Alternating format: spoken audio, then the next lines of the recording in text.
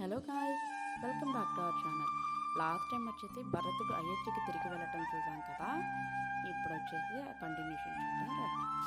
ఆ తర్వాత అరణ్యంలో నిశ్శబ్దమైన వాతావరణంలో రాముడు, సీత, లక్ష్మణులు అందరూ కలిసి లోకానికి దూరంగా నివాసం చేయటం ప్రారంభించారు. అడవిలో నివసించే ఋషులకు, మునులకు సేవ చేస్తూ ఆశ్రమాలను కాపాడుతూ ప్రకృతితో కలిసి సాధారణమైన జీవనాన్ని గడిపారు. ఒకరోజు అరణ్యంలో దాగి ఉన్న శూర్పణఖ అనే రాక్షసి రాముని చూసింది. ఆమె మనసులో కోరిక పుట్టింది రామునిపై. ఆమె రాముని దగ్గరికి వచ్చి తనను పెళ్లి చేసుకోమని అడిగింది. కానీ రాముడు శాంతంగా ఆమె మాటను తిరస్కరించాడు. రాముడు తిరస్కరించడం తట్టుకోలేక శూర్పణఖ కోపంతో తన అసలైన రూపం చూపించింది. సీత వైపు దూసుకొచ్చింది. అప్పుడే లక్ష్మణుడు ముందుకు వచ్చి సీతను కాపాడుతూ ఆ రాక్షసిని తరిమికొట్టాడు.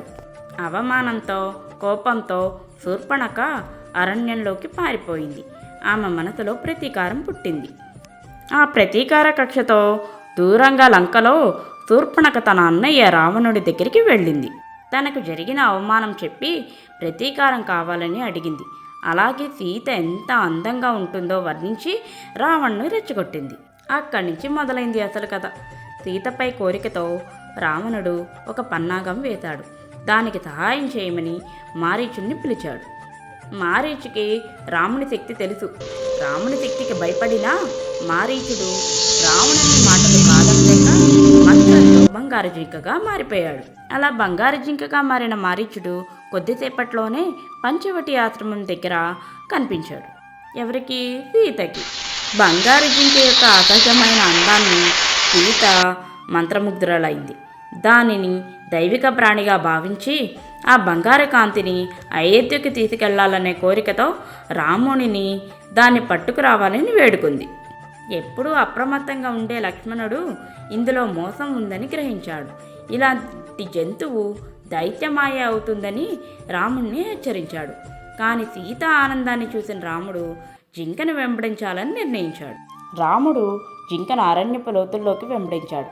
అది వేగంగా దూకుతూ ఎప్పుడూ అందుబాటులోకి రాకుండా ఆశ్రమం నుండి రాముణ్ణి మరింత దూరంగా తీసుకెళ్ళింది. చివరికి రాముని బాణాన్ని లక్ష్యం చేరించి పడిపోతూ మారీచుడు తన నిజ రూపాన్ని చూపి సీతను మరియు లక్ష్మణ్ణి మోసం చేయడానికి రాముని త్వరంతోనే భయంకరమైన అరుపును వదిలాడు. హా రామ, హా లక్ష్మణ అనుకుంటూ. ఆశ్రమంలో సీత అరుపును విని కలవరపడింది. రాముడు అజేయుడని తెలిసినా ఆమె ఆందోళనతో చేసిన మాటలు లక్ష్మణుని అన్న దగ్గరకు వెళ్ళక తప్పని పరిస్థితుల్లోకి నెట్టాయి. వెళ్లే ముందు లక్ష్మణుడు ఆశ్రమం చుట్టూ పవిత్ర రేఖను గీశాడు. ఆ రేఖను దాటవద్దని సీతను వేడుకొని లక్ష్మణ రేఖలో ఉండేంత వరకు ఏ దుష్టశక్తి ఆమెను తాకలేదని చెప్పాడు. లక్ష్మణుడు అరణ్యంలోకి వెళ్ళిపోగానే ఆశ్రమంపై నీడ కమ్ముకుంది. లంకాధిపతి రావణుడు దైత్యుడిగా కాదు, దాహంతో ఉన్న సాధువుగా వేషం మార్చుకొని అక్కడికి వచ్చాడు. సాధువుగా వచ్చిన రావణుడు భిక్షాందేహి భిక్షాందేహి అని రావణ్ణి పిలుస్తూ ఉన్నాడు. అతిథి ధర్మానికి కట్టుబడిన సీత ముందుకు అడుగు వేసింది. ఆ క్షణమే ఆమె రక్షణ రేఖను దాటిందని, ఉచ్చి పూర్తిగా మూసుకుపోయిందని తెలియక బయటికి వెళ్ళింది. ఈ తర్వాత ఏం జరిగిందో వచ్చే ఎపిసోడ్లో చూద్దాం. ఇంకా మన ఛానల్ని